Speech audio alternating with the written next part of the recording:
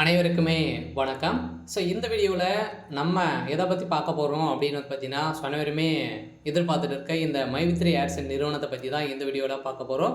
நிறைய பார்த்தீங்கன்னா 17/6 அன்னைக்கு பார்த்தீங்கன்னா ஒரு சில அப்டேட்டுகள்லாம் மை3 ஏர்செல்ன்ற நிறுவனத்தில் பார்த்தீங்கன்னா சக்தி ஆனந்த் அவர்கள் ஒரு சில அப்டேட்டுகள்லாம் கொடுத்துருக்காரு. மக்களுடைய வாழ்க்கை என்னவாகும், இந்த நிறுவனம் மீண்டும் புதிய புலியுடன் புதிய எம்டியுடன் பார்த்தீங்கன்னா இந்த நிறுவனம் செயல்படும் அப்படின்ற மாதிரிலாம் ஒரு பேச்சுவார்த்தைகள் நடந்துட்டு இருக்கு. அதே மாதிரி பார்த்தீங்கன்னா 12 லட்சம் பேருக்கு மேலே குடும்ப உறுப்பினர்களாக இருக்காங்க. இருந்தாலுமே பார்த்தீங்கன்னா இப்போ இதற்கு ஆறுதலாக 12 லட்சம் பேருக்கு மேலே பார்த்தீங்கன்னா இதற்கு ஒப்புதல் கொடுத்துருக்காங்க. இந்த நிறுவனம் செயல்படலாம் அப்படின்ற மாதிரி அனைவருமே ஒப்புதல் கொடுத்துருக்காங்க. இருந்தாலுமே இந்த நிறுவனம் மோசடி நிறுவனமா என முதல்வர் ஸ்டாலின் அவர்கள் பார்த்தீங்கன்னா கேள்விக்குறியாக ஒப்புதல் கொடுத்துருக்காரா இல்லையா, என்ன அப்டேட் கொடுத்துருக்காங்க, இந்த நிறுவனம் செயல்படுமா செயல்படாதா, என்ன அப்டேட் இருக்குது, இதை பற்றியெல்லாம் இந்த வீடியோவில் நம்ம முழுமையாக பார்க்கலாம். அதுக்கு முன்னாடி நம்ம சேனலுக்கு இப்போ தான் நீங்கள் முதல் முறையாக வந்திருக்கீங்க அப்படின்னா மறக்காமல் நம்மளுடைய சேனலை சப்ஸ்கிரைப் பண்ணி சப்போர்ட் பண்ணுங்கள்.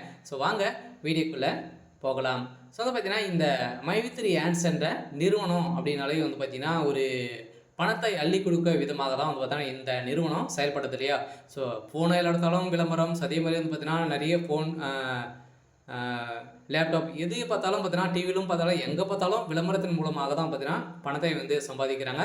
இதை தான் மக்களுக்கு பார்த்தீங்கன்னா எடுத்து சொல்லும் விதமாக தான் இந்த மை3 ஏர்செல்ன்ற நிறுவனம் செயல்பட்டது. இதில் பார்த்தீங்கன்னா அவங்களுக்கு ஒரு சில கமிஷன் எடுத்துக்கிட்டு மீதி அனைத்துமே மக்களுக்கு தான் கொடுத்துருந்தாங்க. இதை பார்த்து ஒரு சில பேருக்கு பிடிக்காமல் பார்த்தீங்கன்னா நிறைய பேர் பார்த்தீங்கன்னா இந்த நிறுவனத்துக்கு நிறைய புகார்கள் தெரிவித்திருக்காங்க, மோசடி புகார்கள் தெரிவித்திருக்காங்க அப்படின்ற மாதிரி. இதற்கு புகார்கள் இருந்திருந்தாலே திடீர்னு இந்த நிறுவனம் முடக்கப்பட்டது. முடக்கப்பட்ட சம்பவத்தில் இருந்து இப்போ பார்த்தீங்கன்னா நிறுவனம் செயல்படாமல் இருக்குது. இந்த நிலையில் இப்போ பார்த்தீங்கன்னா இருக்கக்கூடிய அப்டேட்டின் பிரகாரம் மீண்டும் புதிய புலியுடன் இந்த நிறுவனம் செயல்படும், புதிய எம்டியுடன் இந்த நிறுவனம் செயல்படும் அப்படின்ற மாதிரி இந்த நிறுவனத்துடைய எம்டி பார்த்தீங்கன்னா ஒரு அப்டேட் கொடுத்துருக்காரு. அனைவருமே எதிர்பார்த்த மாதிரி இதற்கு 12 லட்சம் பேருக்கு மேலே பார்த்தீங்கன்னா இதற்கு சாதகமாக இருக்காங்க. இருந்தாலுமே இந்த நிறுவனம் செயல்படலாம் அப்படின்ற மாதிரி முதல்வர் ஸ்டாலின் அவர்கள் ஒப்புதல் கொடுக்க போகிறதாகவும் ஒரு தகவல் வெளியாகி வருது.